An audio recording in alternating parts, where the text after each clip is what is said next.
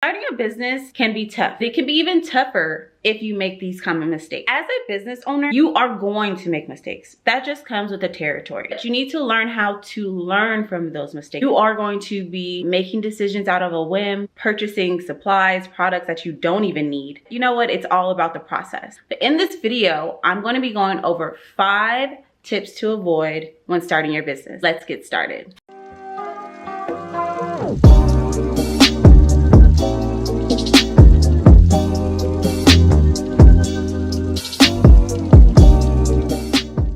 Hey guys, it's your girl DeAndra and I'm back with another video. So in this video, I'm going to be going over 5 mistakes that people make when starting their businesses. Many people get so excited about starting their own business, but they don't realize how much work goes into it and they end up making these common mistakes. So if you're thinking about starting your own business, make sure you watch this video so you can avoid them. Let's get to it. Mistake number 1 is not having a business plan. I think I'm going to push business plan all throughout this channel, so just be ready for it. It's something that's needed. A business plan is really your guide. It keeps you on track. It helps you pave out the pathway to your success. When you have a solid business plan, this is also something that can help you when you need funding or an investor. If you have a business plan, you can present that to them and you have more accountability and they know that you really thought out this process. So then they have more belief in investing in your business. And overall, a business plan is a great way to stay organized and keep your ideas in one place. Mistake number 2, failing to market their business enough. A lack of marketing can lead to a lack of customers, which in turn leads to lack of revenue. Without an effective marketing strategy for your business, you'll find it hard to differentiate yourself from your competitors. Also, when you're marketing, you need to make sure that you're consistent with your marketing. Show up every day, especially when you're a fresh new business, you're going to have to show up at least 5 days a week.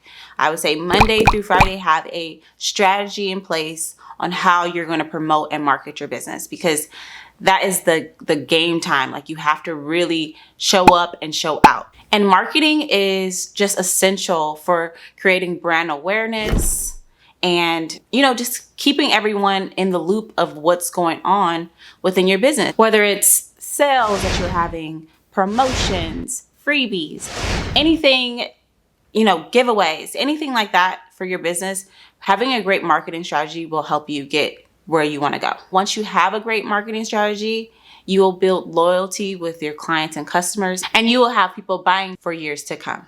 Mistake number 3, not keeping track of your expenses. Not keeping track of your expenses can lead to not knowing what's actually going on in your business. You can start generating a lot of income and just start spending money and not allocating where your money's going. So if you don't keep track of your expenses, you can end up a broke entrepreneur really fast. I would say use some sort of platform like QuickBooks, or if you want to throw it back and use an Excel sheet. I do that sometimes. I literally go to my bank and I download the CVS file and import it into either an Excel spreadsheet or even an Airtable. There's so many ways you can go about this.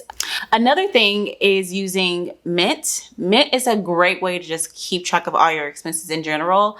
I set up all of my accounts there, and you can then categorize business services, business expenses, gas, restaurants, travel, all of that in one place and create rules. It's just a great way to just keep track of everything so that you can just take a look back and see how much you spent, see what you need to stop spending money on. Keep track so that you are a profitable, successful entrepreneur. Keeping track of your finances will help you stay in control of your money and make more informed decisions about your business.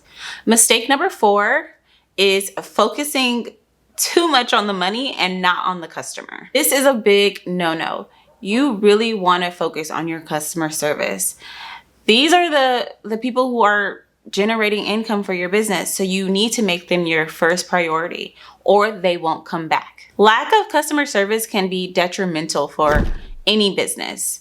I've had experiences where I wasn't treated nicely.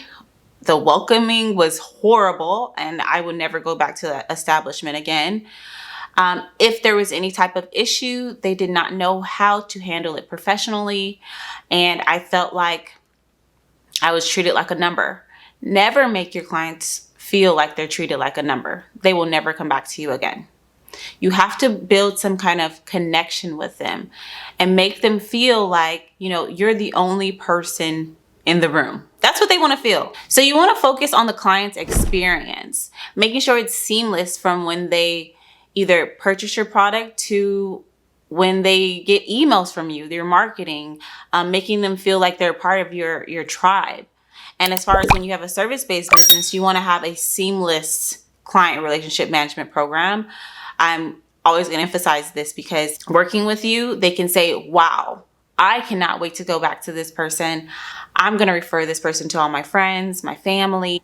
They got my business for life. And that's what you want. You want to embed that experience. You don't want to have, she takes 5 days to reply to my emails. That doesn't make me want to buy from anyone who takes 5 days to reply to my emails. And in all, just try to accommodate all of your customers and clients and leave them with a great experience. Mistake number 5 is not hiring or delegating tasks. I have to say that I'm guilty of this. I had this issue in the beginning where I wanted to kind of just be in control of everything. It's my baby. I just want to make sure everything is ran properly and things are done my way. I noticed I was experiencing burnout and I was just doing too much. So I had to hire on assistants and delegate tasks to other people. So now I have a network of vendors that I work with to do other tasks for me so that I don't have to do everything. And trust me, it will save you so much time. And sometimes you do have to spend money, but it's worth it. So I want you to know that delegating isn't really about giving up control at all. And I had to learn that. But you still have to be the one overseeing everything. So you still have your foot in, but you're delegating. And that leaves room for you to do other things within your business. A great way to help you start the delegating and hiring process is to create systems. If you create, client management systems, your ordering systems, hiring nation system, legal systems, if you create all of these systems and have them with delegated tasks, how a job's going to get completed from start to finish, if you have all these tasks written down, you can easily train someone to do those tasks for you. Let's say if you still work in the corporate world, you have a 9-to-5. It doesn't have to be corporate. It can be a 9-to-5. And when you were hired, they gave you tasks on what you have to do every day for your job. This is your job description. Your job description tells you, hey, you have to answer phone calls, check the mail, answer email. You know what your job is.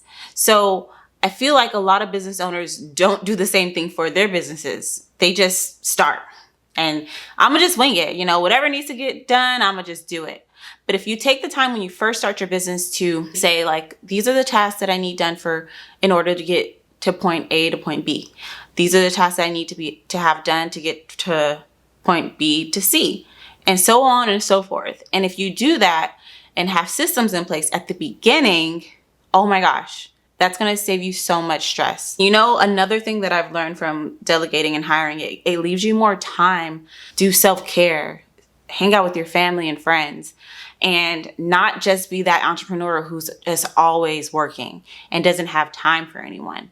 That is a huge issue that us as entrepreneurs have. We push our family and friends to the side because we're trying to build this business, which is what some of us have to do, but it doesn't have to be like that when you learn how to hire out and find people to help you. So with that being said, delegating tasks will help you utilize your time and improve your productivity. Avoid these 5 tips to set yourself up for success. If you can focus on creating a sound business plan, systems, and strategies, and putting in the necessary work, you'll be well on your way to creating a thriving company. So if you're a business owner, I want you to list some mistakes that you've made and drop them in the comments below. I would love to add on to the list. Okay, guys, that's all for today's video. I hope you guys enjoyed this content. If you did, make sure you hit that like button and subscribe if you haven't already. And I will be back next week with more videos. See you guys.